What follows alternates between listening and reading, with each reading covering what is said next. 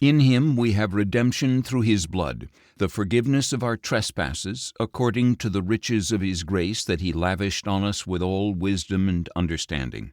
And he has made known to us the mystery of his will according to his good pleasure, which he purposed in Christ as a plan for the fullness of time, to bring all things in heaven and on earth together in Christ.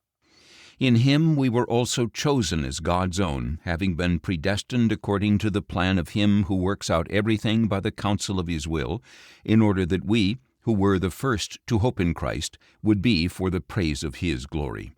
And in him, having heard and believed the word of truth, the gospel of your salvation, you were sealed with the promised Holy Spirit, who is the pledge of our inheritance until the redemption of those who are God's possession, to the praise of his glory.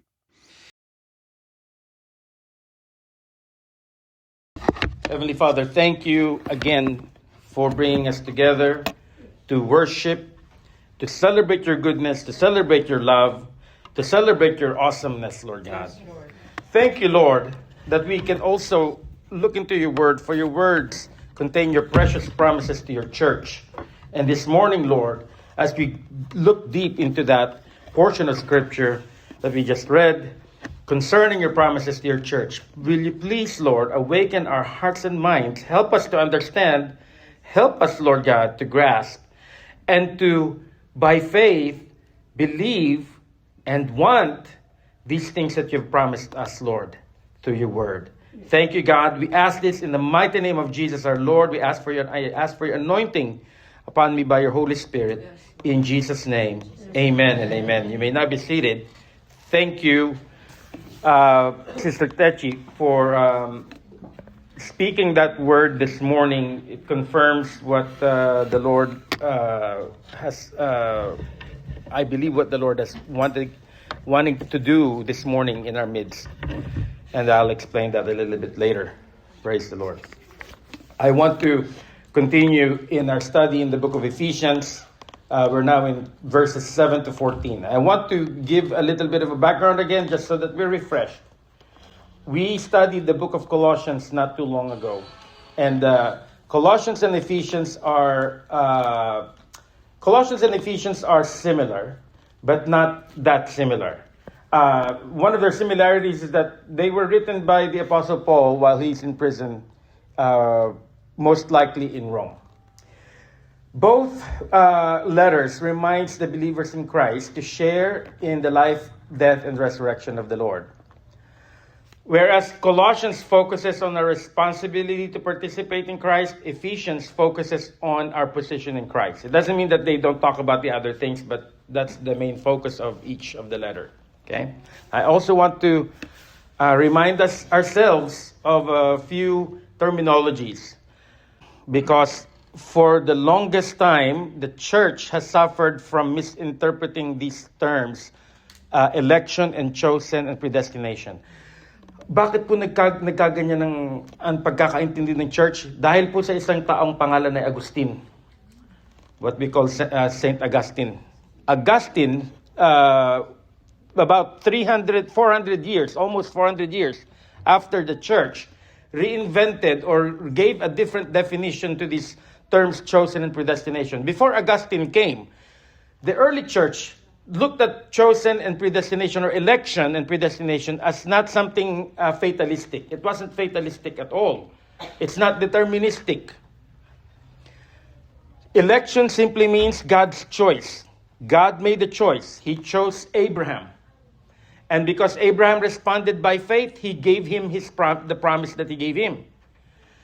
He made the choice to save us through Jesus, his son. He could have decided to say only holy people will be saved, or only those who can obey the law 100% will be saved. He could have said that, but he did not choose it that way. He chose to send his son to die for our sins. Predestination simply means a set place.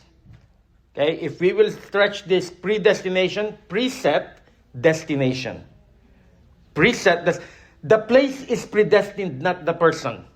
Okay? So when God said to Israel, come out of Egypt, I have a place for you, that's the predestination. Okay? So when God says to the Gentiles, you and I, if you're wondering, what, Pastor, ano po yung Gentile? Kayo po ay Gentile. Kung hindi po kayo Hudyo, kayo po ay Gentile. Okay? So when God calls the Gentiles to say, come to Jesus, and I will take you to the place where He's going, that's what predestination is. Okay? Hindi po, Pastor, predestined po ba ako maligtas? Elect po ba ako? How do I know, Pastor, if I'm... Kung ganun po ang ibig sabihin ng election, wala pong makakasiguro. Right? Even I won't know if I'm elect because, So, yun po ang term. Election being chosen is conditional in Christ. Okay? It's always conditional. So, and so actually, I heard this in the prayer last week, and it's actually a common prayer. I've heard this all the time. Lord, thank you, Lord, out of the millions of people, you chose me. That's not what it says. What it says there is that God chose me in Christ. Hindi po ito lottery. It's not lottery. Okay? Lottery speaking, kung lottery lang, my chances are very slim. And praise God, it's not lottery. Our election is, and sabi ko 2 words, that's very important, that changes the definition. In Him, in Christ, 2 words. So we are chosen in Christ. If you put your faith in Christ, God has chosen you. Because Jesus is the chosen one. That's what Messiah means. Messiah means chosen. Okay? So, the broader context of Ephesians shows that the same offer is being extended to the Gentiles who put their faith in Christ. Okay? Again, predestination does not mean fate or destiny, but a predetermined place where God wants to take those who put their faith in Christ. Okay, now, I want to give you an example. God called Israelites out of Egypt to the promised land, Israel. But not everyone who went out of Egypt made it into the promised land. Because of what? Unbelief. Unbelief. Their unbelief resulted in what? Disobedience and grumbling and complaining. Rebellion, in other words. When you won't, dalawa lang po yun eh. I just want you to understand something. If you won't believe God's promises to you, you have no other choice but to doubt it. And when you begin to doubt God's promises to you, you will become angry, disillusioned, dissatisfied, and you start complaining, and you start being ungrateful, and you're going to start looking at the other people and be angry that they are being blessed and I'm not being blessed. So I want you to understand something. Belief. God requires belief. God requires faith. And we will look into that. Okay? Now, if God is calling you and I in Christ, we have privileges and we have responsibilities. Okay, we're going to look at 3 things this morning. The privileges and the responsibilities we have as far as our membership in Christ is concerned, verses 7 to 8, as far as our partnership with Christ is concerned, verses 9 and 10, and as far as our sponsorship by Christ is concerned, verses 11 to 14. What does it mean? What does it mean to be a member of God's kingdom in Christ? And I'm pretty sure a lot of you are members of at least either Costco or Sam's Club, right? Costco is very strict. You have to show the ID before. Sam's Club, they let me go in. They don't check. Okay? At least in Roseville, they don't. But in Sam's Club, they make you scan the card. And they look at the picture to see if that's you. Because being a member of something gives you extra privileges. You cannot one time I made a joke, just a joke, because sometimes I am bored and I like to throw people off. I purposely grabbed my Sam's Club to go to Costco and show, to throw them off. My Sam's Club will not get me into Costco. And my Costco card will not get me into Sam's Club. Same thing with our membership in Christ. We are already members of God's body in Christ, but there are responsibilities to our membership. Okay? There's no such thing as a membership without responsibilities. There's always a responsibility. Amen? Look at verse 7. Because we are members of God's kingdom in Christ, we can walk in freedom. Verse 7, it says there, in Him we have redemption through His blood. Redemption means freedom. That's what redemption is. But the way our redemption works is not... Redemption means three things in Greek. One is that you are paid for, and you are removed from the person enslaving you, and then places you, and then the third meaning is the redemption means God places us into His family. Those are the three free redemption that God purchased for us. Not only did He pay for our sins, not only did He remove us from the influence or the power of the devil, but He placed you and I want you to understand, I want you to hear, He placed you and I into His family. Do you understand that? That is our membership. All paid for by the blood of Jesus. That's our card. The blood of Jesus is your card. Hallelujah. John 8:36 says here, so if the Son sets you free, you will be free indeed. A lot of you need freedom from many things. If you're being honest, a lot of us need freedom from many things. We need freedom from anger. We need freedom from worry. We need freedom from vices. We need freedom from all sorts of things, from doubt even.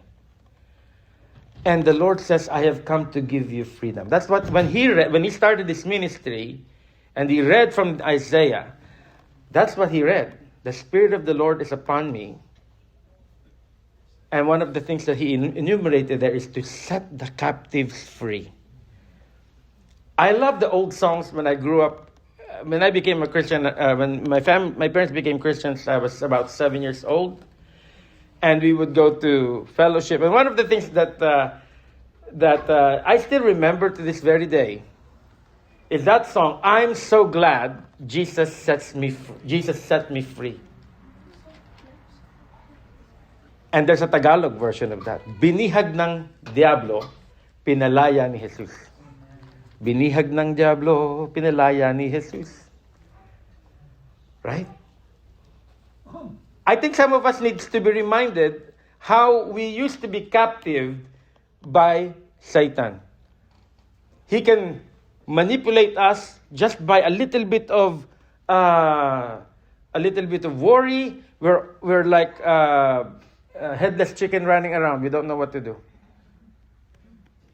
There's a little bit of bad news, you're worrying, you're falling apart. But in Christ, we are free.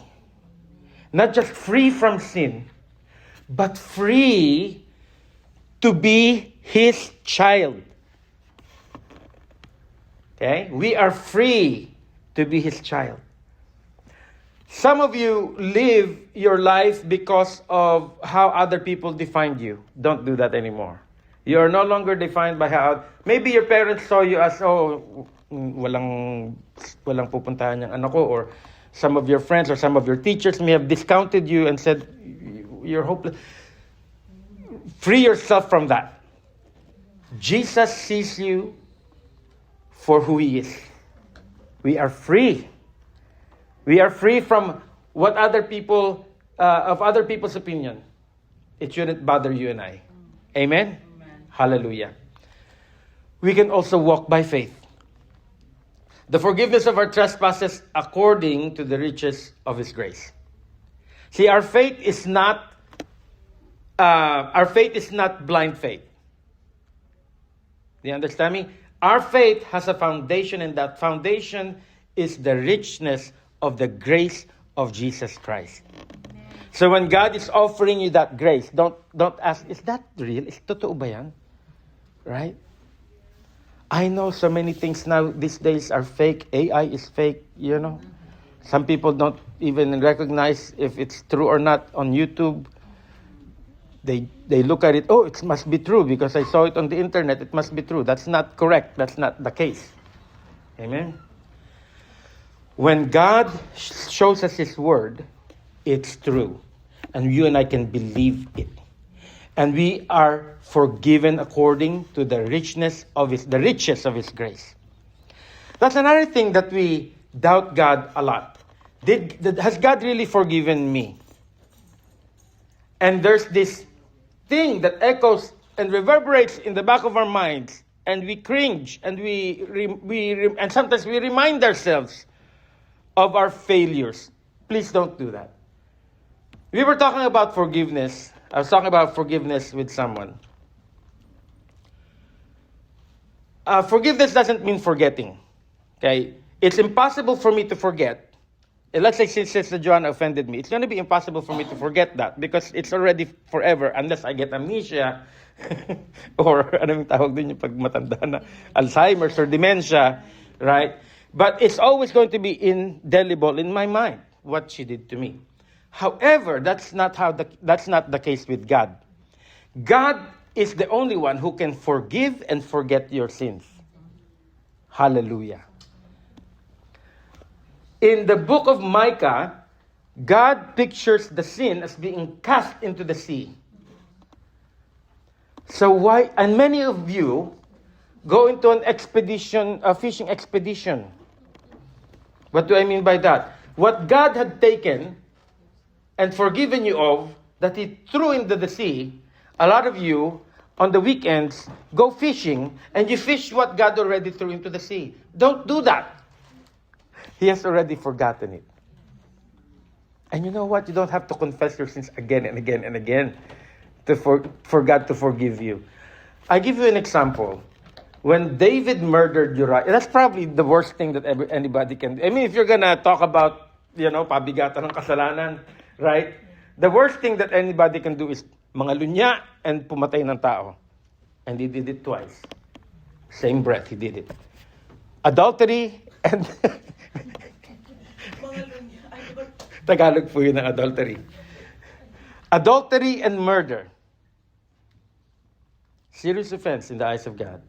Nathan, the prophet, comes to David and rebukes him about it. And David said, I have sinned. That's all he said. He wasn't crying. He wasn't, oh Lord. He wasn't doing that. He wasn't doing that. He just said, I have sinned. And Nathan the prophet said, the Lord has removed your sin. The simple act of confessing that I have sinned, that David did, God forgave. I want you to look at 1 John 1:9. If we confess our sins, He's faithful and just to forgive us our sins and to cleanse us from all unrighteousness. That's all you need. You don't have to,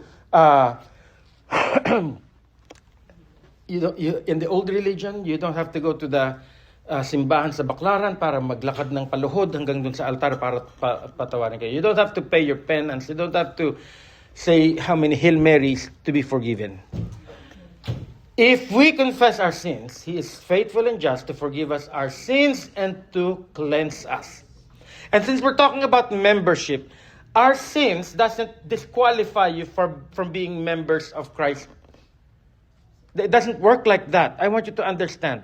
Now, what's my proof of that? In 1 John, the Apostle John talks about sins that lead to death, and there are sins that don't lead to death.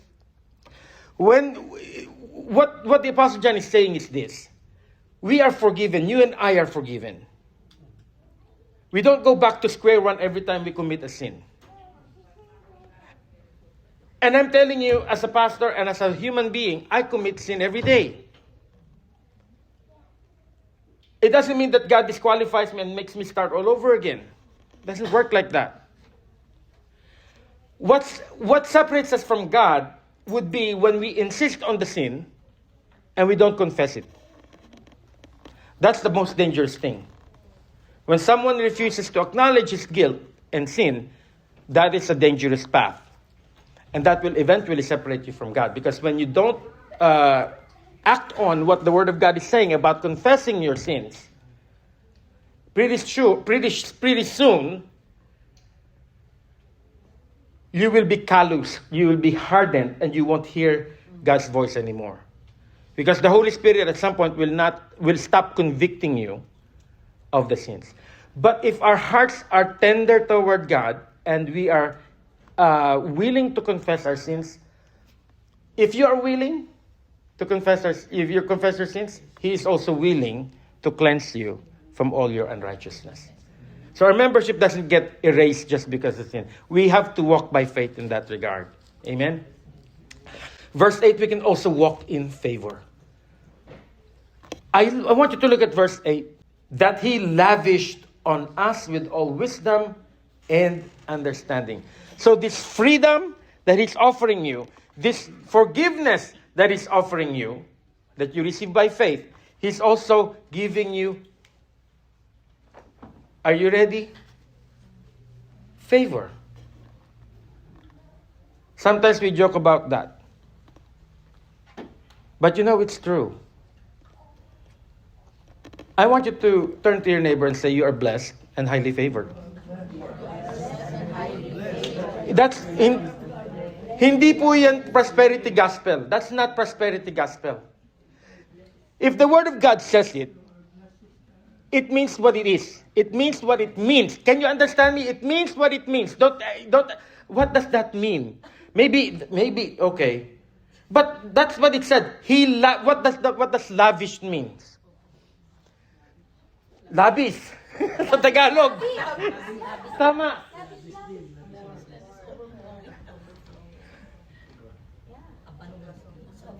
Sobra, that's what it means. To lavishly pour out His grace on you. Not just His grace, but the riches of His grace that He lavished on us. Look at this, with all wisdom and understanding. In other words, the Lord knew what He was doing when He said, I am going to lavish everything on you. The Lord did that with wisdom and understanding. Hindi po nagkamali ang Lord doon. Hindi po napasubo ang Lord doon. Okay? I want you to understand that.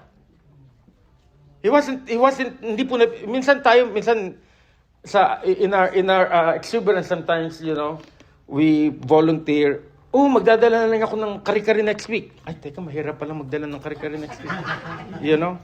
Hindi po ganun ng Panginoon. When the Lord says, I am giving this to you, He thought about it. He made it with full volition that I will give it to you ng labis-labis. Amen?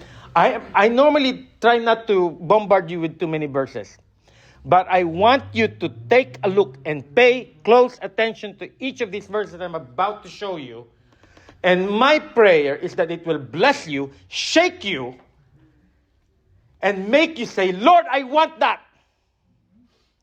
First verse, Isaiah 31:18. Therefore, the Lord longs to be gracious to you. He rises to show you compassion. For the Lord is a just God. Blessed are all who wait for Him. You see that? He rises to show you compassion. In other words, when you are about to pray and you're about to enter into the presence of the living God, the Lord is already rising and saying, come here, let's meet together. Do you understand that? I want you to picture God in a big presidential desk. And He's sitting there. And as you enter the room, He's not going to, God our Father, sitting on the presidential desk, as soon as He sees you enter the room, He stands up and meets you there. That's the kind of God we serve. That's the kind of God who wants to really be there for you. He rises to show you compassion. Next verse, Psalm 31:19.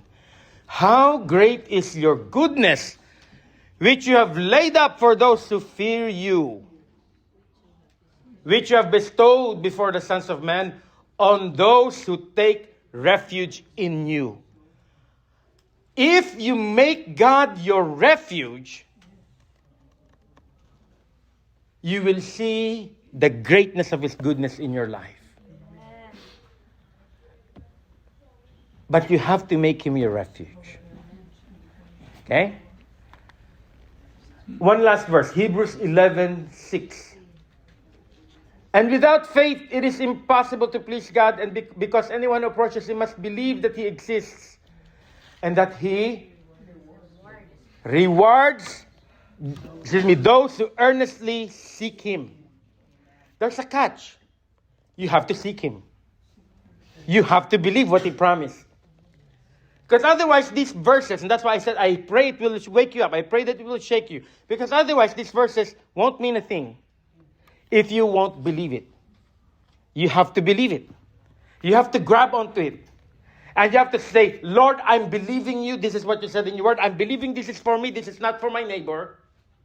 Because sometimes we read the word of God and that's good for that neighbor. That's good for that neighbor. But never for you. I want you to start looking at the word of God as if it is being written to you. Okay? He rewards those who earnestly seek Him. That is our membership in Christ. So our membership in Christ, we can walk in freedom, we can walk by faith, and we can walk in favor. You don't have to be defeated anymore. You understand me? There is freedom, there is blessings, there is favor for you regarding any need. Amen? Now let's look at our partnership with Christ, verses 9 and 10. So we're members, but we're also partners. At Costco, I'm just a member. I'm not a partner at Costco. But with Christ, not only are you a member, you're partners too. Look at that. Verse 9 says there, and He has made known to us the mystery of His will. See, that's what partners do. You and I, as partners in Christ, He tells us what He wants for us, what He's going to do. That's why the Lord said, I no longer call you servants, but friends, because I am telling you what I want to do.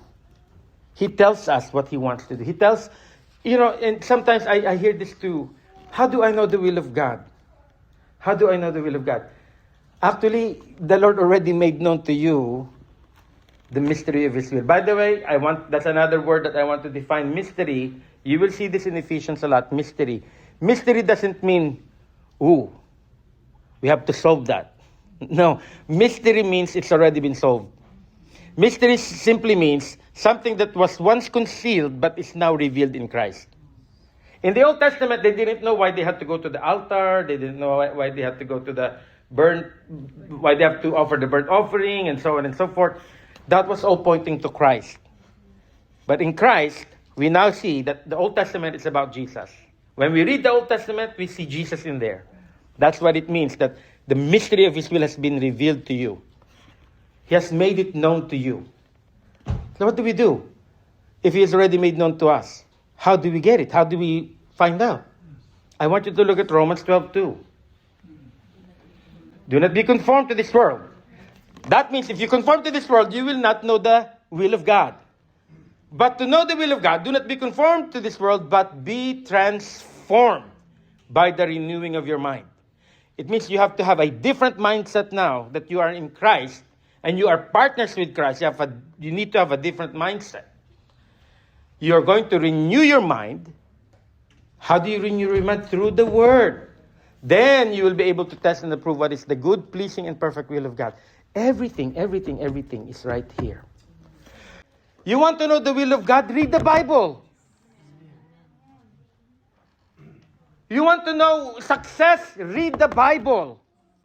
And the secret to that is abiding with Christ. You want to be successful in your life? I tell this to my kids. You will not be successful by your own effort. You will only succeed when you read the Word of God, believe it, and act on it. Amen.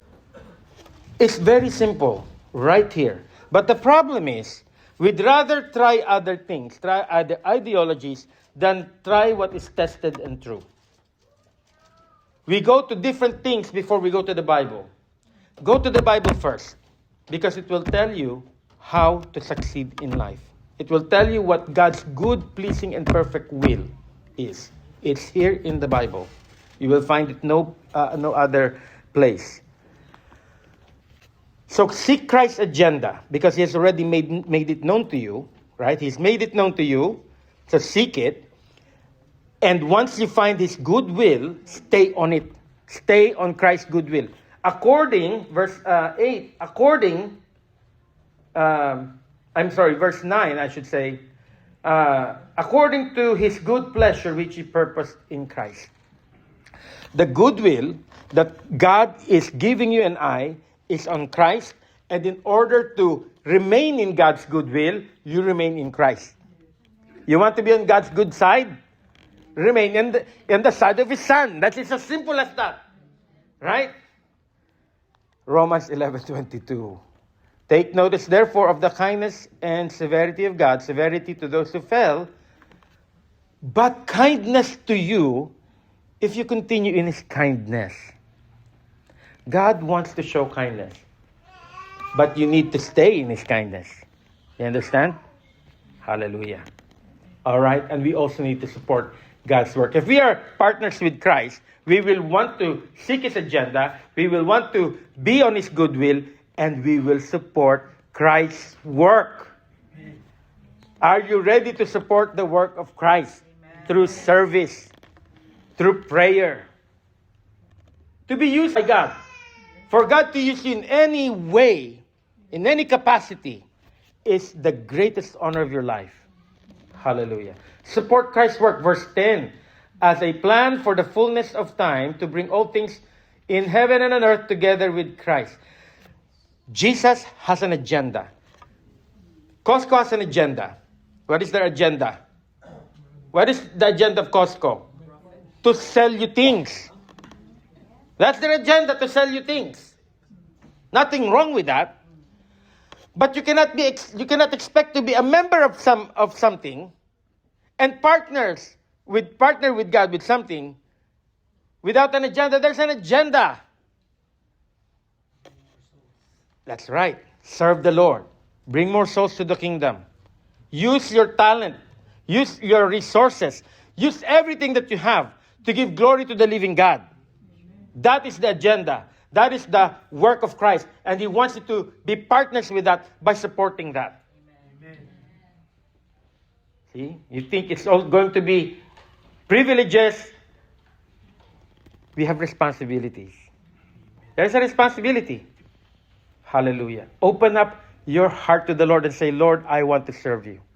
That's why the prayer that is based on the Old Testament, that every Jewish boy learns as early as they can, is, Hear, O Israel, the Lord your God, the Lord is one, and you shall love the Lord your God with all your heart, soul, mind, and strength. You shall love and serve the Lord your God with all your heart, mind, soul, and strength. You and I, we are called to serve. If you're going to partner with Christ, we need to start serving the Lord. Philippians 1:3-6. I thank my God every time I remember you. In every prayer for all of you, I always pray with joy. Because, why is he always praying with joy? Because of your partnership in the gospel from the first day until now, being confident of this, that he who began a good work in you will carry it on to completion until the day of Christ Jesus. You know, you can be confident that God will complete the good work he began in you if you partner with him. Not just on the first day, but until now. Do you understand? We have to partner with the Lord. That is our call. That is the privilege, but it is also our responsibility. Seek the Lord's agenda, stay on his agenda, and support his agenda. That's basically it. Amen? Amen. Okay. Now, our sponsorship by Christ. Not only are you a member, not only are you partners, my goodness, you get a sponsor. Better than Nike. Do you understand me? Why do athletes compete? They compete so hard for the honor and also for the what? The sponsorship. I want Reebok to sponsor me, Nike or whatever vitamin it is that. But I want you to understand. Can we review it again? We are members. So yun lang, masaya na tayo, members na tayo, right? But he elevated us from membership to partnership. Aba, sponsored pa. Do you understand what this thing that God is offering you? Some of you are looking at me like, I just like to look at Pastor Kirby. He's very cute. I don't know if you're really grasping what I'm telling you. You and I, God wants to sponsor us. He gave us an inheritance, verse 11. So we need to pursue that. In Him, we were also chosen as God's own. I want you to look at that again. In Him. Okay, in Him. Huh? Not He chose us as God's own. In Him, in Christ, He chose us. It's not a lottery po. It's not a lottery. In Him, we were also chosen as God's own. That's the point. The point that Paul is writing here is that, yes, you will go to where Christ is going to take you. Predestination refers to the place. We have an inheritance waiting for us. We have to pursue it. When God says, I'm going to sponsor you, it doesn't mean that you don't do anything. That's why that's why ang title po natin ngayon ay Privileges and Responsibilities. We have a privilege now to be sponsored by Christ. Our responsibility is to pursue it. We are going to pursue it because God chose us in Christ and He is going to take us to a place.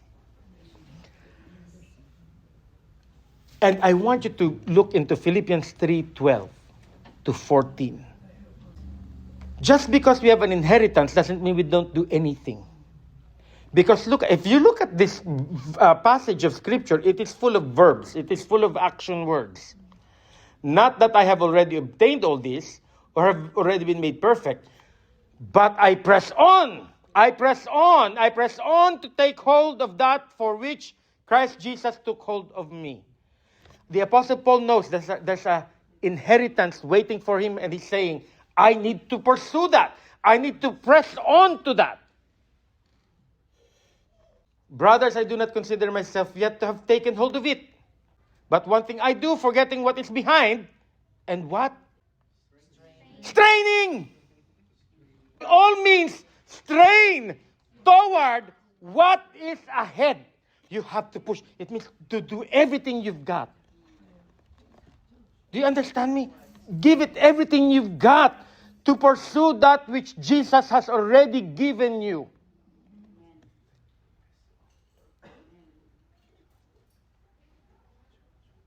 I press on toward the goal to win the prize. But akala ko ba, meron na akong inheritance. Bakit that's the thing, right? The inheritance is there, but you have to win it. God is not just going to give it to you in a nice little rainbow package, ribbons with, Why? Because He already gave you a gift, Jesus. Now you have to. Speaking of sponsorship, what is the tagline of Nike? Just do it. Just do it. Win the prize of God's heavenly calling in Christ Jesus. Hallelujah. I don't think some of you are convinced. I really don't. It's like you're just looking at me. Pastor Kirby has gone crazy. I didn't say that. The Word of God said that. Pastor, can you guarantee what you're saying, Pastor? I cannot guarantee what I'm saying because I didn't say it. But you know who will guarantee it? The Lord will guarantee it because this is His Word. Hallelujah. Pursue your inheritance and press on to your hope in Christ. We who were the first to hope in Christ would be for the praise of His glory. What does that mean? We were the first to hope in Christ. Well, he started writing to the first Christians. Does it mean that it only applies to the first Christians? No. Because you and I, we hoped in Christ. And we need to continue that. We need to press on to that. He wants us to continue in our hope in Christ for what reason? For what reason? For the praise of His glory. So that Jesus may be glorified in you. when you see the inheritance that you have, when you see the good works, not just you, but the people around you, when they see that God is alive in your life and is answering your prayers and is fulfilling His promises to you, that will be for the praise of His glory. 1 Peter 1:13. Therefore, having girded up the loins of your mind. Oh, see, that's the renewing of your mind right there. Gird up the loins of your mind, being sober-minded, set your hope fully upon the grace being brought to you in the revelation of Jesus Christ. Set your hope fully upon the grace that God has given you. God has given you grace upon grace upon grace to do what you need to do at work. Do you understand me? And I'm telling you, if the job is for you, it's for you. But you have to claim it. You have to come to God in prayer. He's not, you and I were not called to be members and partners and sponsored, and all we do is sit down like we're a prima donna. No. We have to do everything that we need to do to get it. And this is where Sister Techi's word came in this morning. Because verse 13 to 14, we are sponsored by Christ, and the ultimate sponsorship that we have here in verse 13 to 14. And in Him, there's that word again, two words again, in Him, having heard and believed the word of truth, the gospel of your salvation, you were sealed with the promised Holy Spirit, who is the pledge of our inheritance until the redemption of those who are God's possession to the praise of His glory. That's that, to the praise of His glory again. But the ultimate sponsorship that He has given us is the Holy Spirit. And I said, Lord, I pray that the people will want to be baptized in your Holy Spirit. I want you to go to Ephesians 6:18. The reason why many of you don't really pray that much is because you don't know how to pray. And I'm telling you, you won't know how to pray until you pray in the Spirit. Pray in the Spirit at all times. And as I was preparing this, I said, Lord, will you please baptize your people today? The Lord spoke through Sister Techi this morning. She said, according to the Lord is ready to fill you up. Because I'm telling you, if you get baptized in the Holy Spirit and you have a prayer language, your prayer life will never be the same again. Amen. That is the secret. The gift that God is giving His church is still for today. Nothing has changed. I don't see a footnote that says that's only for the early church. I don't see a footnote in my Bible. Galatians 5:16-18. So I say, walk by the Spirit, and you will not gratify the desires of the flesh. For the flesh craves what is contrary to the Spirit, and the Spirit what is contrary to the flesh. They are opposed to each other, so that you do not do what you want. But if you are led by the Spirit, you are not under the law. My friends, there is a offer to you this morning. God wants to fill your cup, from what I heard, so that you can pursue your inheritance, so that you can press on to your hope in Christ and persevere in the Holy Spirit through prayer. The promises that God has given you and I can only be attained through perseverance in prayer. One thing that I desire